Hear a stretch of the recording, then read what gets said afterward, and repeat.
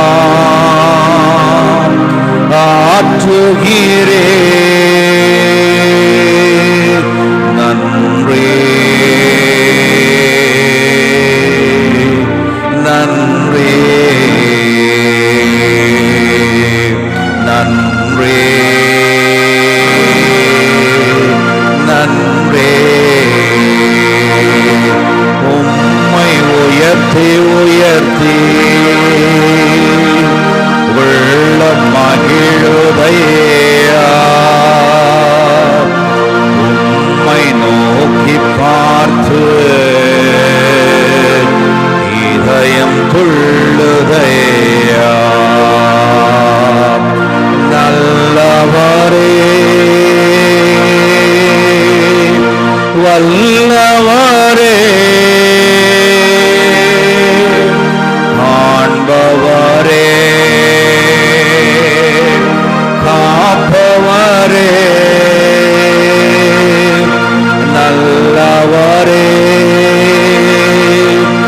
வல்லவரே,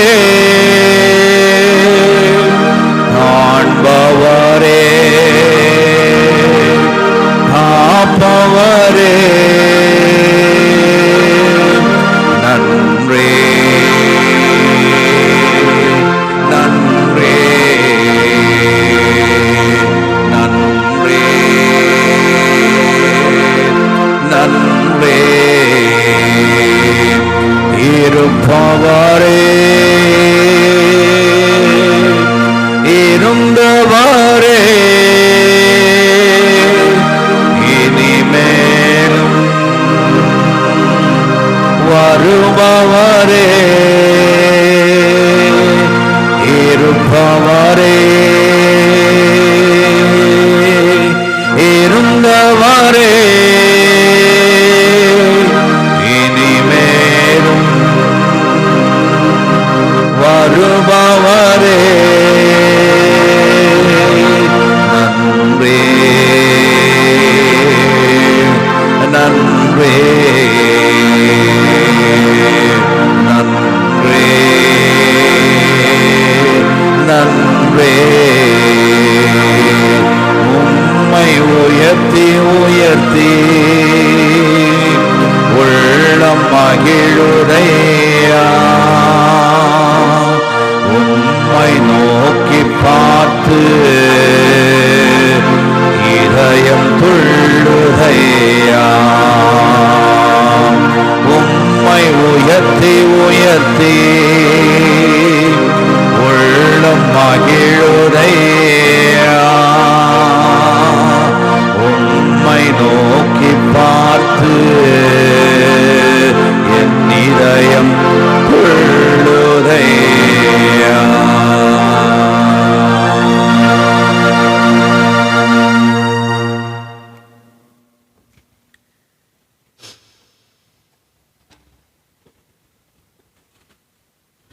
ஆண்டவராகிய இயேசு கிறிஸ்துவுக்குள் மிகவும் அதிகமாய் நேசிக்கப்படுகின்றவர்களே, மீண்டுமாக இந்த ஜூன் மாதம் 13ஆம் நாளிலே உங்களை சந்திப்பதில் மிகுந்த மகிழ்ச்சி அடைகின்றேன். இந்த நாளிலும் நாம் கிறிஸ்துவை பற்றி, ஆண்டவராகிய இயேசு கிறிஸ்துவை பற்றி அப்போஸ்தல விசுவாச பிரமாணத்திலிருந்து நாம் பார்த்து கொண்டிருக்கின்றோம். இந்த பகுதி கொஞ்சம் பெரிய பகுதி. அவருடைய ஒரே பிரான குமாரன் நம்முடைய நாதர் இயேசு கிறிஸ்துவை விசுவாசிக்கிறேன், இவர் பரிசுத்த ஆவியினால் கர்ப்பமாய் உற்பவித்து கன்னி மரியாளிடத்தில் பிறந்து பொந்தி பிலாத்தின் கீழ் பாடுபட்டு சிலுவையில் அறையுண்டு மரித்து அடக்கம் பண்ணப்பட்டார். பாதாளத்தில் இறங்கி 3ஆம் நாள் மரித்தோரிலிருந்து உயிர்த்தெழுந்தார். பரமண்டலுக்கு ஏறி சர்வத்திற்கு வல்ல பிதாவாகிய எங்களுடைய வலது பரிசத்திலே வீற்றிருக்கிறார். அவ்விடத்திலிருந்து உயிருள்ளோரையும் மரித்தோரையும் நியாயந்திருக்க வருவார் என்ற 2வது பகுதி. அதற்கு தலைப்பு மீட்பு அல்லது ரட்சிப்பு, சால்வேஷன் இங்கிலீஷில் நம்ம பார்க்கிறோம்.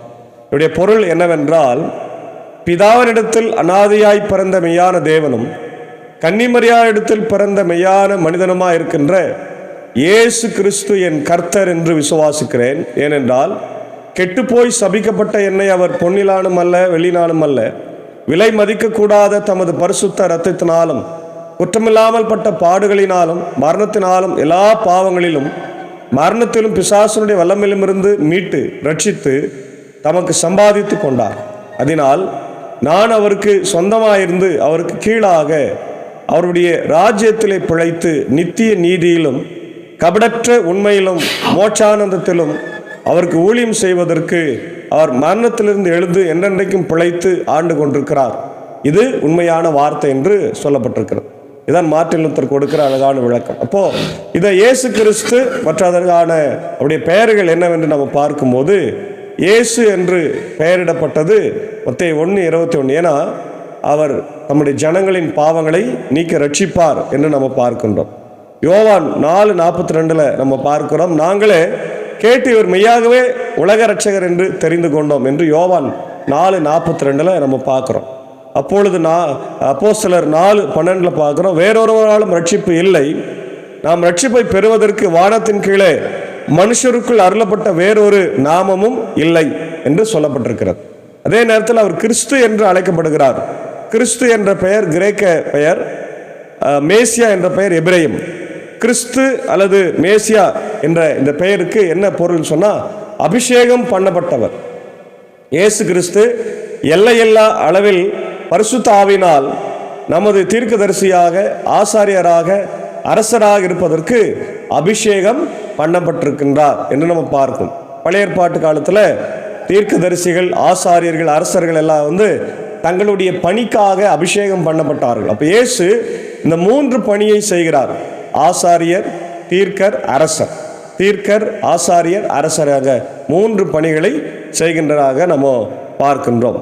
அது மட்டுமல்ல, இயேசு ஆண்டவருக்கு நிறைய பெயர்களை நம்ம பார்க்கின்றோம். கடவுளின் தூதர், யாத்திராகமம் 14:19. மீட்பர், ஏசாயா 59:20. இம்மானுவேல், மத்தேயு 1:23. ஜீவனுள்ள கடவுளின் குமாரன், மத்தேயு 16:16. மனுஷகுமாரன், மத்தேயு 25:31. கடவுளுடைய வார்த்தை, யோவான் 1:14. ஆண்டவர், யோவான் 20:28. ஆகிய இந்த பெயர்கள், சுவிசேஷங்கள் அவருக்கு கொடுக்கப்படுகின்றது.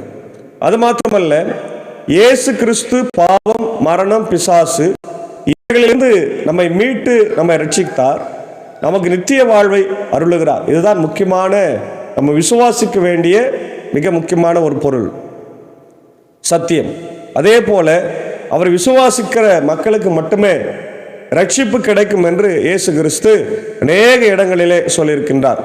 இப்போ இவர் யார் அப்படின்னு பார்க்கும்போது, இவர் மெய்யான மனிதனும் மெய்யான கடவுளுமாய் இருக்கிறார். மெய்யான மனிதன் என்று சொன்னால் கன்னி மரியாளிடத்தில் பிறந்தவர். மெய்யான கடவுள், கடவுள் வழியாக இந்த உலகத்திற்கு வந்தவர் என்பதை நாம் பார்க்கின்றோம். அதே நேரத்தில் இயேசு ஆண்டவர் எப்படிப்பட்டவர்னு பார்த்தா நித்தியமானவர். யோவான் 1:1-2 பார்க்கிறோம். மாறாதவர், எபிரேயர் 13:8 பார்க்கிறோம். சர்வ வல்லமை உள்ளவர், மத்தேயு 28:18 பார்க்கிறோம். எல்லாம் தெரிந்தவர், சர்வ ஞானம் உள்ளவர், யோவான் 21:17 பார்க்கிறோம். எங்கும் நிறைந்தவர், சர்வ வியாபகர், மத்தேயு 28:20 பார்க்கிறோம். அதே நேரத்தில் அவர் மன்னிக்கிறவர், முக்கியமானது. இயேசு ஆண்டவருடைய குணம் மன்னிக்கிறார். ஒரு முறை பேதுரு கேட்கிற, ஆண்டவரே என் சகோதரன் தவறு செய்த எத்தனை முறை மன்னிக்க வேண்டும்? 70 முறை என்று சொல்லி அந்த மன்னிப்பின் ஆழத்தை குறித்து விளக்குகின்றதை பார்க்கிறோம். அதே நேரத்தில் இவர் படைப்பாளராகவும் இருக்கின்றார். அப்படியே நம்ம அதை மறந்துடவே கூடாது. அவர் தீர்ப்பு செய்கின்றவராக இருக்கிறார், பராமரிக்கின்றவராக இருக்கின்றார். அப்போ நம்மளை பராமரிக்கிறார். அதற்கு உதாரணம் முதல் அற்புதம், கானா ஊரில் தண்ணீரை, வெறும் தண்ணீரை திராட்சை ரசமாய் மாற்றி அற்புதங்களை செய்கிற ஆண்டவர் நம்மதில் இருக்கின்றார். அதே நேரத்தில் அவர் மெய்யான மனிதனாய் இருக்கிறார் என்பதையும் நம்ம மறுத்துவிட முடியாது. அவர் வாழ்ந்த போது அவர் பசியாக இருந்தார். அவருக்கு மனித உடலும் ஆன்மாவும் உண்டு என்று நம்ம பார்க்கின்றோம். இயேசு கண்ணீர் விட்டார், நான் தாகமாக இருக்கிறேன் என்று சொன்னார் இல்லையா? அப்போ இந்த உணர்வோடு கூட தான் அவர் ரட்சிப்பின் பணியை நமக்கு செய்தார். அதனால்தான் நம்ம பார்க்குறோம், எபிரேயரில் நமது பலவீனங்களுக்காக பரிதபிக்க முடியாத பிரதான ஆசாரியர் நமக்கு இராமல் எல்லா விதத்திலும் நம்மை போல் சோதிக்கப்பட்டும் பாவமில்லாத பிரதான ஆசாரியரே நமக்கு இருக்கின்றார். ஆதலால் நாம் இரக்கத்தை பெறவும் சமய சகாயம் அருளும் கிருபையை கண்டடையவும் தைரியமாய் கிருபாசன தண்டையில் சேர கடவோம் என்று நம்ம பார்க்கின்றோம். அப்போ இயேசு ஆண்டவர் நமக்காக பரிதபிக்கக்கூடிய ஒரு மனிதனாக இருந்தார் என்பதை நம்ம பார்க்கணும். அவருடைய பணிகள் என்னென்ன அப்படின்னு சுருக்கமாக நம்ம பார்க்கும்போது, கிறிஸ்துவனுடைய பணி 3 பணியை செய்தார். நம்ம ஏற்கனவே பார்த்தோம். கிறிஸ்து தீர்க்கதரிசியாக பணியாற்றினார் இல்லையா? உபாகமம் 18:15 வாசிக்கிறோம். உன் கடவுளாகிய கர்த்தர் என்னை போன்ற தீர்க்கதரிசி ஒருவரை உன் சகோதரிலிருந்து உனக்காக உன் நடுவே எழும்ப பண்ணுவார், அவருக்கு செவி கொடுங்கள், இவரை நேசகுமாரன், இவரில் நான் பிரியமாக இருக்கிறேன் என்று சொல்லியிருக்கிறார், மத்தேயு 17:5 இல்லையா? அப்போ இயேசு ஆண்டவர் ஒரு தீர்க்கதரிசியாக இந்த உலகத்தில் இருந்து செயல்பட்டிருக்கிறார் என்று சொன்னால் அது மிகையாக. அவர் தீர்க்கதரிசியாக இருந்து ஊழியத்தை செய்து பாவத்தை சுட்டி காட்டி அவர் அநேக மக்களுக்கு நல்வாழ்வுக்காக தன்னை அவர் ஒப்பு கொடுத்தார் என்பதை நம்ம பார்க்கிறோம். அப்போ நியாயப்பிரமாணத்தை மிக வல்லமையாக அவர் பிரசங்கித்தார் என்பதையும் நம்ம பார்க்கின்றோம். 2வது நம்ம பார்க்கிற போது அவருடைய தாழ்வு நிலை, அதே நேரத்தில் உயர்வு நிலை. அதாவது தாழ்வு நிலை என்பது அவருடைய மனித பிறவியை குறிக்கிறது. பிலிப்பியர் 2:5-8 நம்ம அதை பார்க்குறோம். உயர்வு நிலை என்பது அவருடைய அற்புதங்களை அவர் செய்கிறார் இல்லையா, அது நமக்கு குறிக்கின்றதை நம்ம பார்க்கின்றோம். தொடர்ந்து இயேசு ஆண்டவருடைய பாடு மரணம் உயிர்த்தெழுதல் வழியாக நமக்கு அவர் மீட்பை தருகிறார். அதுக்காக தான் அவர் பலியாக மாண்டார் என்பதை நம்ம பார்க்கிறோம். ஏசாயா 50:4-5 அவர் பார்க்கிறோம். மெய்யாகவே நமது நோய்களை அவரே ஏற்றுக்கொண்டு நமது வேதனைகளை சுமந்தார். நாமோ அவர் வாதிக்கப்பட்டார், கடவுளால் அடிக்கப்பட்டார், சிறுமைப்பட்டார் என்று நாம் பார்க்கிறோம். ஆனால் அவர் நமக்காக மரித்து ரத்தம் சிந்தி நம்மை மீட்டு கொண்டார் என்பதை நம்ம பார்க்கிறோம். உயர்வு நிலை என்பது அவருடைய உயிர்த்தெழுதலையும் அவர் பரத்துக்கேறினதையும் நம்ம பார்க்க முடிகின்றதை நம்ம பார்க்கிறதா கிறிஸ்துவின் முன்னேற்றம் ஏற்கனவே நம்ம பார்த்துட்டோம்.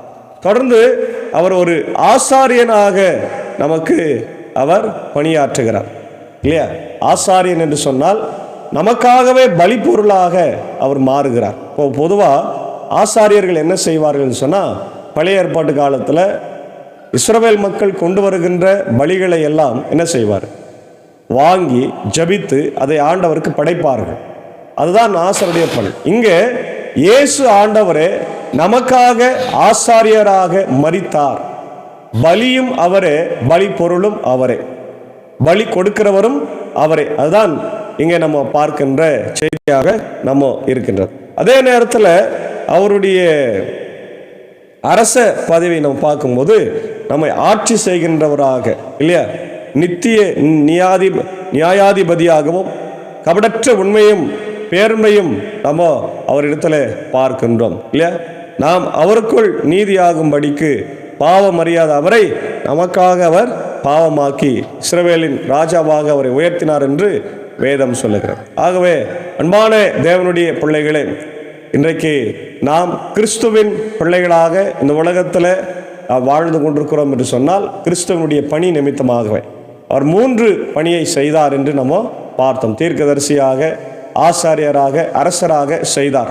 ஆகவே இந்த முப்பணியை அவர் இன்றும் செய்து கொண்டுதான் இருக்கிறார். எப்படி என்றால், கடவுளுடைய வார்த்தையின் மூலமாக அவர் நமக்கு தீர்க்கதரிசியாக இருந்து எச்சரிக்கை விடுத்து கொண்டே இருக்கிறார். நமக்காக ஆசாரியராக பிதாவினுடைய வலது பார்சத்தில் அவர் பரிந்து பேசிக்கொண்டே இருக்கிறார். இப்போதும் நம்மை ஆளுகை செய்கின்றவராக இருக்கிறார். அல்லேலூயா. ஆகவே அன்பான தேவனுடைய பிள்ளைகளே, இந்த காலை நேரத்தில் இயேசு கிறிஸ்துவை நாம் உலக இரட்சகர் என்று விசுவாசிக்க வேண்டும். அவர் என்ன செய்கிறாரு, வார்த்தையின் வழியாக ஆண்டவரிடத்தில் கொண்டு வருகிறார். பிதாவாகிய கடவுளிடத்தில் கொண்டு வந்து நம்மையும் பிதாவையும் ஒப்புரவாக்குகிறார். அதுதான் எபேசியர் 2ஆம் அதிகாரத்தில் நம்ம 13-15 வசனத்தில் பார்க்கிறோம். உன்னே தூரமாயிருந்த நாம் அவருக்குள் சமீபமாய் கிறிஸ்துவின் இரத்தத்தினாலே ஒன்றாக மீட்கப்பட்டோம் இல்லையா. தடையாயிருந்த நடுசுவரை அவர் தம்முடைய இரத்தத்தினாலே சிலுவையினாலே தகர்த்து எறிந்து தூரமாயிருந்த நம்மை ஒப்புரவாக்கினார் என்று பவுலடிகளார் மிக அழகாய் சொல்லுகிறார். ஆகவே அப்பா பிதாவே என்று கூப்பிடுகின்ற புத்திர சுவிகாரத்தை நம்ம இயேசுக்குள்ளாய் பெற்றிருக்கிறோம். இயேசுசாமி இல்லைன்னு சொன்னால் நாம் பிதாவினிடத்தில் ஒப்புரவாகி இருக்கவே முடியாது. அதனால்தான் அவர் தன் குமாரனையே அனுப்பினார் என்று சொல்லி வேதம் நமக்கு மிக தெளிவாய் சொல்லுகிறார். ஆகவே அப்போ இயேசுனுடைய பணி இதோடு முடிஞ்சிச்சா? இல்லை.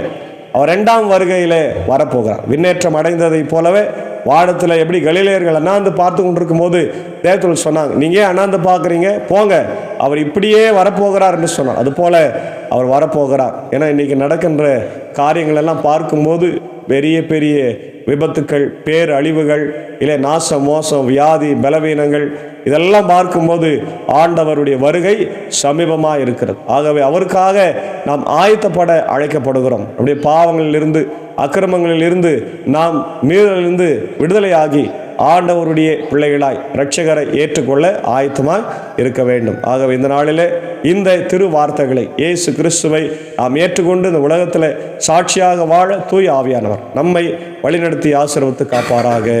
ஆமேன். ஜெபிப்போம். மகா இரக்கமும் கிருபை நிறைந்த நல்ல ஆண்டவரே, ஆண்டவராக இயேசு கிறிஸ்துவனுடைய சத்தியத்தை நாங்கள் அறிந்திருக்கிறோம். அவர் வார்த்தையாக இருந்து எங்களுக்காக மாம்சமாக இந்த உலகத்தில் வந்தார். கன்னிமரியாளிடத்தில் பிறந்தார். 33 வருடம் இந்த உலகத்தில் வாழ்ந்து 3 வருடம் மிக சிறப்பான ஊழியத்தை செய்து எங்களுக்காக இந்த உலகத்தில் பாவ மன்னிப்பை, மீட்பை உருவாக்கி ஆண்டவரை மீண்டும் வருகிறேன் என்று சொல்லியிருக்கிறார். இப்பொழுது எங்களுக்காக பிதாவினிடத்தில் பரிந்து பேசி கொண்டிருக்கிறார். நன்றி செலுத்துகிறோம். அந்த விசுவாச வார்த்தைகளை இந்த உலகமே ஆண்டவரை விசுவாசித்து ஆண்டவரை வாழ கிருபைத்தார். இன்றைக்கி நிறைய பேர் இயேசுவை ஒரு சாதாரண மனிதன் என்று கூட சொல்லுகிறார்கள். அவரை ஆண்டவரே கன்னிமரியாள் இடத்துல பிறந்த மனுஷன்தானே அப்படின்னு கூட தவறாய் சொல்லுகிறார்கள். அப்படியெல்லாம் இல்லாமல் நாங்கள் இயேசுவை இரட்சகராக ஆண்டவராய் பார்த்து அப்படி ஆசீர்வாதங்களை பெற்றுக்கொள்ள கிருபைத்தார். இந்த வசனங்களை கேட்டுக்கொண்டிருக்கிற உலக மக்கள் யாவரும் நீர் ஆசீர்வதிங்க. தமிழ் மக்கள், தமிழ் கிறிஸ்தவர்கள், இந்தியாவில் இருக்கிற இந்திய சுயத்தின் திருச்சபையின் மக்கள், அனைத்து கிறிஸ்தவ மக்களையும் ஆசீர்வதிங்க.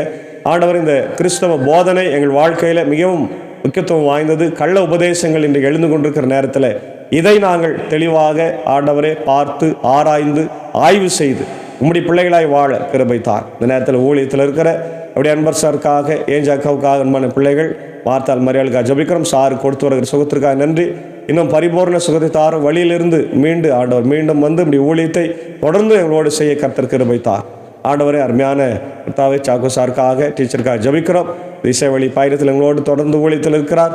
மற்ற எல்லா இடங்களுக்கு சென்று ஆண்டவரே மக்களுக்கு பயிற்சி கொடுக்கிறார். தொடர்ந்து அது அவருடைய பணிகளை ஆசீர்வதிங்க. பணிகளுக்காக, பயணங்களுக்காக ஆண்டவர் வேண்டுகிறோம். கர்த்தரை நீ வழி நடத்த அடியனையும் ஆண்டவர் திருச்சபைகளின் குடும்பங்களை ஆசீர்வதிங்க. குறிப்பாய் அடியன் பணியாற்றுகிற பாவனப்பள்ளி போதவட்டத்திற்காக ஜபிக்கிறோம். பாவனப்பள்ளி, மின்னூர், வடகரை, வேல்சேனம் திருச்சபையில் குடும்பங்கள், பொறுப்பாளர்கள் யாவரையும் ஆசீர்வதிங்க. அங்கே பலவீனமாக இருக்கிற எல்லா மக்களுக்காக வேண்டிக் கொள்கிறோம். கர்த்தர் காத்திரன். தொடர்ந்து இந்த நாளிலே ஆண்டவரே மிகப்பெரிய துக்க செய்தியை நாங்கள் நேற்று தினத்தில் பார்த்தோம். ஆண்டவரே மிகுந்த மகிழ்ச்சியோடு 1:30 மணிக்கு புறப்பட்டு இரவு 8 மணிக்கு ஆண்டவர் லண்டன் போய் நாங்கள் சேர்ந்து விடுவோம் என்ற நம்பிக்கையோடு ஆண்டவர் 242 பேரும் அந்த ஆண்டவரே ஃப்ளைட்டில் போனாங்க. ஆனால் இன்றைக்கு அவர்கள் உயிரோடு இல்லை. ஆண்டவர் ஏறின 4வது நிமிடமே அது வெடித்து சிதறி எல்லாரும் தீப்பிழம்பில் பற்றி எரிந்து ஆண்டவர் மிகுந்த வலி வேதனைகளோடு மரித்திருப்பார்கள் என்று நாங்கள் ஆண்டவரை பார்க்கிறோம். கர்த்தாவே, இப்படிப்பட்ட கோர விபத்துகளிலிருந்து காத்தருளும். மரித்து போன குடும்பங்களுக்காக ஆண்டவரே நாங்கள் ஜபிக்கின்றோம். உலகம் தர முடியாத ஆறுதலை, சமாதானத்தை தாரும். இந்த வேர்ட் ஆஃப் காட் மினிஸ்ட்ரி சார்பாக மீண்டுமாக இப்படி ஆழ்ந்த இரங்கலை நாங்கள் தெரிவித்துக் கொள்கிறோம். தொடர்ந்து ஆண்டவரே உலக நாடுகளுக்காக ஜபிக்கிறோம். போர் பதற்றங்கள் ஆண்டவர் காத்தருளும். இந்திய தேசத்திற்காக ஜனாதிபதி, பிரதமர், எங்களுடைய முதலமைச்சர், அனைத்து மாநிலத்தின் முதலமைச்சர்களுக்காக மீண்டுமாய் மணிப்பூருக்காக ஜபிக்கிறோம். கலவரத்திலிருந்து எங்களை காத்தரல வேண்டுமாய் ஜபிக்கிறோம். இந்திய சுயத்தின் திருச்சபை 3 சபை சங்கங்கள், போதர்கள், ஊழியர்களுக்காக ஜபிக்கிறோம். காத்தரலும். ஆண்டவர் பெதஸ்தா மருத்துவமனைக்காக, கண்காடிய இறையல் கல்லூரிக்காக ஜபிக்கிறோம். ஒற்றை ஆண்டவரே தலைவர் வந்து அதை ஆட்சி செய்யவும், அதை தொடர்ந்து நல்ல முறையில் ஆண்டவர் செமினரில் மக்கள் படிக்கவும் கர்த்தர் கிருபைத்தார். எல்லா சண்டை சச்சரவுகளை மாற்றுங்க ராஜ். விசேஷமாக இந்த நாளிலே பிறந்த நாளுக்கு நன்றி செலுத்துகிறேன். உடைய அன்புக்குரிய அண்ணன் ஆண்டவரே சிபிஓவில் பணியாற்றி ஓய்வு பெற்ற ரஃபேல் ஸ்டீஃபன் அவர்களுக்காக ஜபிக்கிறோம். அன்பாய் பழகக்கூடியவர், அண்ணனுக்காக ஜபிக்கிறோம். இந்த பிறந்த நாளை அவருக்கு ஆசீர்வதிங்க. அவருடைய அன்பு மனைவி, அன்பான பிள்ளைகள், ஆண்டவரை தம்பிமார்கள், அவருடைய ஆண்டவர் மனைவி பிள்ளைகளையே கர்த்தர் ஆசீர்வதிங்க. எல்லாம் வெளிநாட்டில் இருக்கிறாங்க. தொடர்ந்து அண்ணனுக்கு நல்ல சுகபலன் ஜீவனை தந்து இன்று போல் என்றும் மகிழ்ச்சியோடும் சுபிட்சத்தோடும் வாழ கிருபைத்தார். அதே போல் அவருடைய திருப்பத்தூர் பகுதியை சார்ந்த திண்டுக்கல்லில் பணியாற்றி கொண்டிருக்கிற புகழ்மணி சாருக்காக ஜபிக்கிறோம். அவருடைய அருமையான ஆண்டவரை மனைவி ஜூலியட் டீச்சருக்காக ஜபிக்கிறோம். கர்த்தர் ஆசீர்வதிங்க. குடும்பங்களை வழிநடத்துங்க. தேவைகளை சந்திங்க ராஜா. இந்த பிறந்தநாள் அவர்களுக்கும் ஆசீர்வாதமாக இருக்க வேண்டும் என்று நான் ஜபிக்கிறோம். தொடர்ந்து இந்த நாளில் இந்த பிறந்த நாளையும் திருமண நாளை காணுகின்றவர்களையும் ஆண்டவர் அதே நேரத்தில் படுக்கையில், வியாதியில், பலவீனத்தில் இருக்கிறவர்களையும், குறிப்பாக அவருடைய ராஜ்குமார் இருக்காக, நிக்சன் இருக்காக, அவருடைய ஆண்டவரே உதயநேசன் இருக்காக, அவருடைய பாவனப்பள்ளி அமுதாம்மா, விமலம்மா, நகோமி அம்மாவுக்காக, அன்பு சௌரன் பிரவீனுக்காக வேண்டிக் கொள்கிறோம். ஆண்டவரே இன்னும் யாரெல்லாம் பலவீனமாக இருக்கிறாங்களோ அவங்களுக்காக ஜபிக்கிறோம்.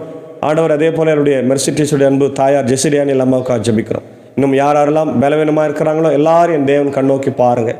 உன்னை குணமாக்கும் கர்த்தர் நானே, உன்னை பலவீனத்தில் என் பலன் பரிபூர்ணமாக விளங்கும் என்று சொன்ன ஆண்டவர் இயேசு கிறிஸ்துவின் வழியாக நான் ஜபிக்கும் போது ஆண்டவர் அவர்களுக்கு நல்ல சுகத்தை பலத்தை தார். தொடர்ந்து அடியனை நீர் எடுத்து பயன்படுத்தும். ஆண்டவர் இந்த நேரத்தில் உம்முடைய ஆசீர்வாதத்தை எங்களுக்கு தந்து நீர் வழிநடத்த வேண்டுமாய் மரித்து உயிர் தெளிந்த ரட்சகராகிய இயேசுவின் மூலம் ஜபிக்கிறோம். ஜபம் கேளும் நல்ல பிதாவே, ஆமென். எல்லாம் வல்ல தந்தை, மகன், தூய ஆவியின் ஆசைகள் இந்த நாளிலே நம்மனை ஒருவோடு தந்து கர்த்தர் தாமே வழிநடத்தி காப்பாராக. ஆமென்.